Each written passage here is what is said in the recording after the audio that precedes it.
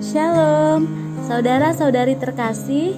Devosi kita hari ini membahas tentang Yesus menderita bagi kita. Mari kita membaca Alkitab kita.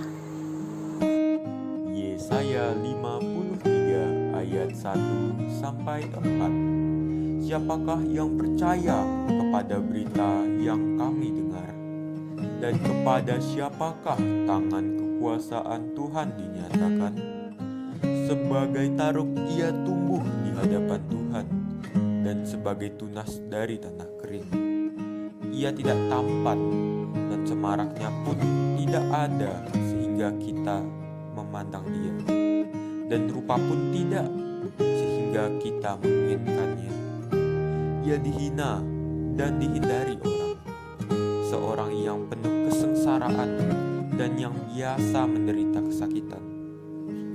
Ia sangat dihina sehingga orang menutup mukanya terhadap dia, dan bagi kita pun dia tidak masuk hitungan. Tetapi sesungguhnya penyakit kitalah yang ditanggungnya, dan kesengsaraan kita yang dipikulnya. Padahal kita mengira dia kena tulah, dipukul dan ditindas Allah. Jika kita berpikir mengenai penderitaan Yesus, biasanya kita berpikir mengenai salib. Tentu saja itu merupakan puncak penderitaan Yesus. Tetapi Yesus sudah mulai menderita sejak awal kehidupannya sebagai manusia. Sebagai Allah anak, dia selalu tidak terbatas dan hidup di dalam kemuliaan dengan Bapanya. Ketika Yesus menjadi manusia, untuk pertama kalinya dia memiliki keterbatasan. Yesus memulai kehidupan manusia sebagai bayi yang sangat kecil di dalam kandungan ibunya. Dia mengambil tubuh ciptaan itu merupakan suatu langkah perendahan diri yang sangat besar bagi anak Allah yang kekal, dan itu adalah awal dari penderitaannya.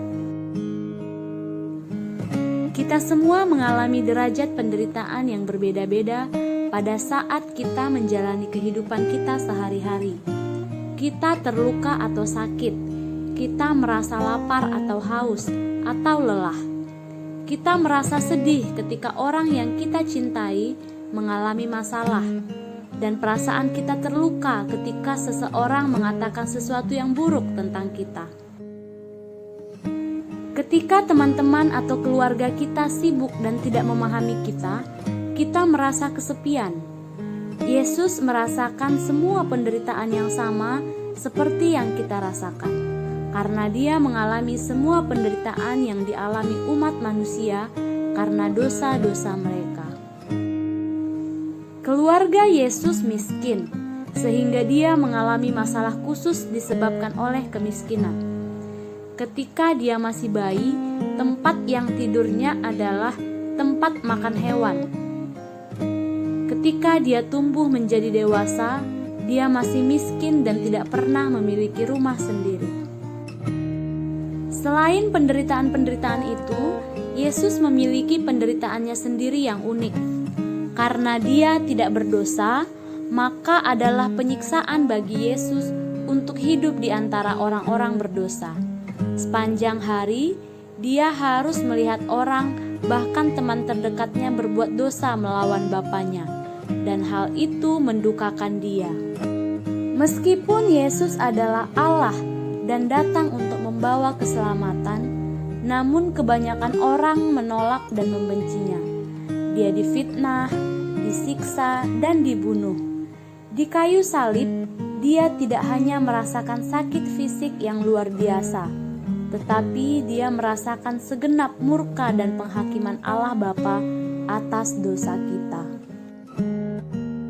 Kita tidak akan bisa benar-benar memahami semua penderitaan Yesus. Kita hanya bisa bersyukur kepadanya untuk hal itu. Ya Tuhan, kami adalah manusia berdosa yang tidak akan mampu memahami penderitaan-Mu. Tolonglah kami menjaga kekudusan hidup kami.